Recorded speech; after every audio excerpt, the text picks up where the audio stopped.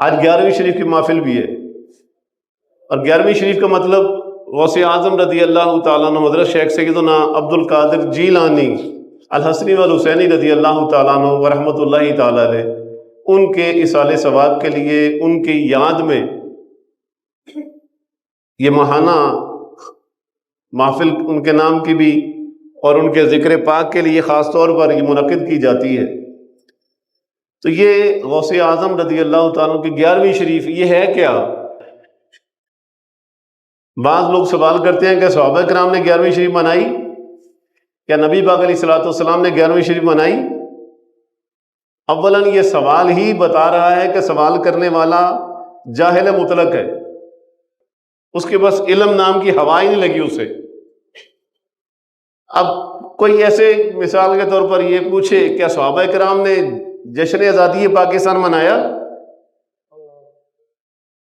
اب پاکستان بنا 1400 سال کے بعد، 1300 سال کے 1350 سال کے بعد، اور کو پوچھے کیا صحابہ کرام نے جشن آزادی پاکستان منایا، یوم آزادی پاکستان منایا؟ تو یہ سوال ہی جاہلانہ ہے۔ اب غوث اعظم رضی اللہ تعالیٰ عنہ آپ کی ولادت ہوئی ہے 471 ہجری میں، 471 ہجری میں آپ کی ولادت ہے، اور 90 سال کی آپ نے عمر پائی، یعنی صحابہ کرام علیہ رضوان کے تقریباً 300-350 سال کے بعد آپ کی ولادت ہو رہی ہے۔ اور پہلے یہ سمجھے کہ 11ویں شریف ہے کیا؟ 11ویں شریف اصالِ ثواب کی ایک شکل ہے، اور یہ 11ویں شریف کا سلسلہ شروع کیسے ہوا؟ یہ خود غوث اعظم رضی اللہ تعالیٰ عنہ نے اس سلسلے کا آغاز فرمایا۔ کیا وہ اپنی 11ویں شریف کیا کرتے تھے؟ نہیں۔ غوث اعظم رضی اللہ تعالیٰ عنہ حضرت سیدنا شیخ عبد القادر جیلانی الحسنی والحسینی رضی اللہ تعالیٰ عنہ ہر مہینے کی 11 تاریخ کو 11 اور 12 کی درمیانی رات کو، 11 اور 12 کی درمیانی شب کو ہر مہینے میلاد مصطفیٰ منایا کرتے تھے، رسول پاک علیہ الصلوۃ والسلام کی یاد میں محفل سجایا کرتے تھے۔ آج بعض لوگ کہتے ہیں اے جی یہ میلاد ہے، انہوں نے کتھوں شروع کر لیا؟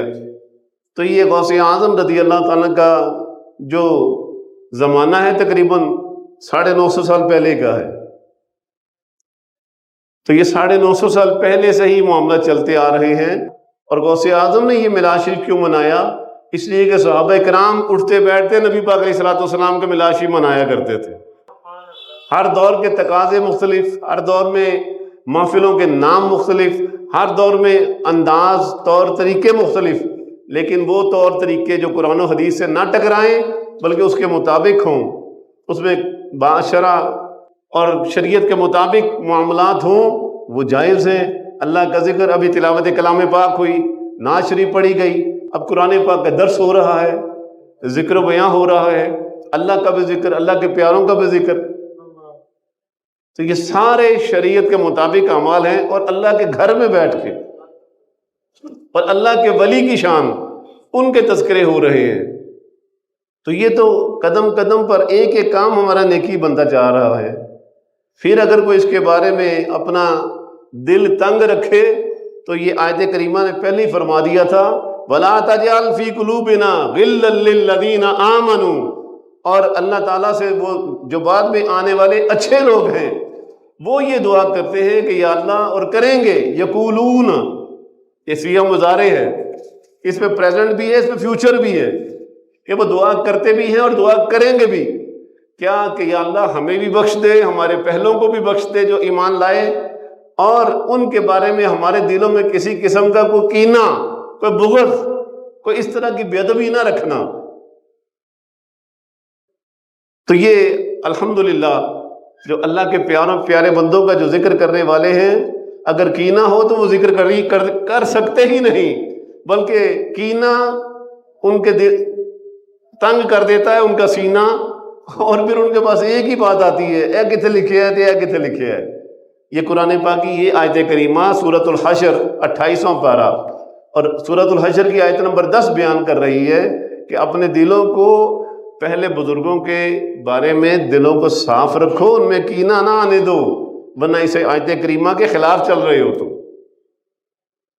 جی، تو میں عرض کر رہا تھا غوث اعظم رضی اللہ تعالیٰ عنہ ہر ماہ رسول پاک علیہ السلام کی یاد میں محفل سجایا کرتے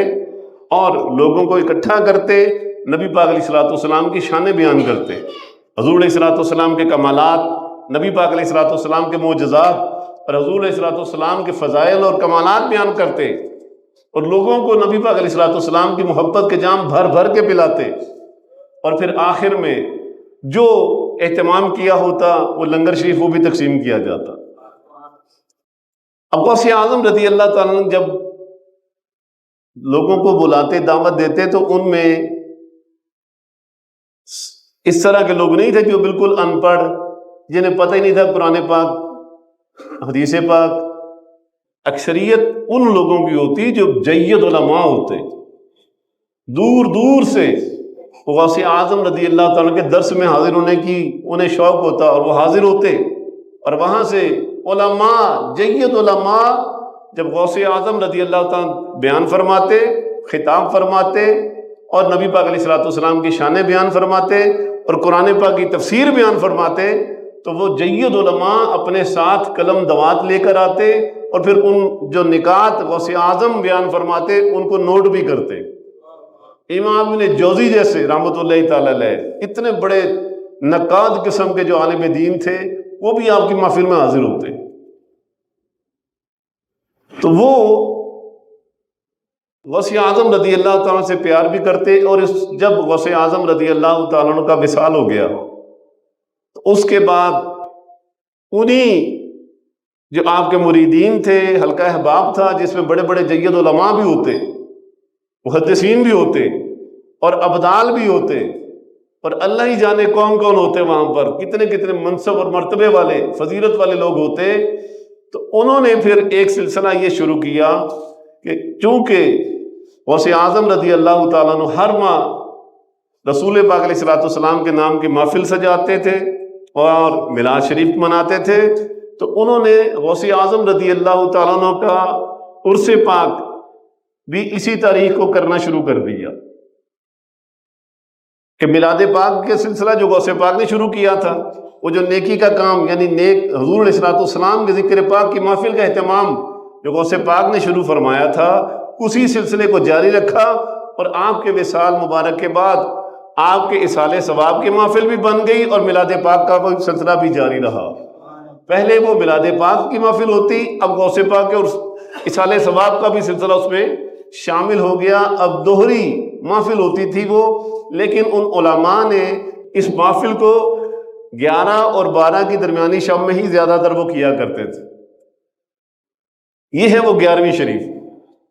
اب 11 اور 12 کی درمیانی شب کو تاریخ 11 کی ہوتی اور رات 12 کی ہوتی، تو چونکہ ہمیں یہاں پر اردو اور پنجابی بولی جاتی ہے، اس لیے وہ 11ویں شریف ایک عرفی نام پڑ گیا اس کا، اس نام کو شہرت مل گئی۔ اب بعض لوگ اسی نام کو لے کر اعتراضات پر اعتراضات کرتے رہتے ہیں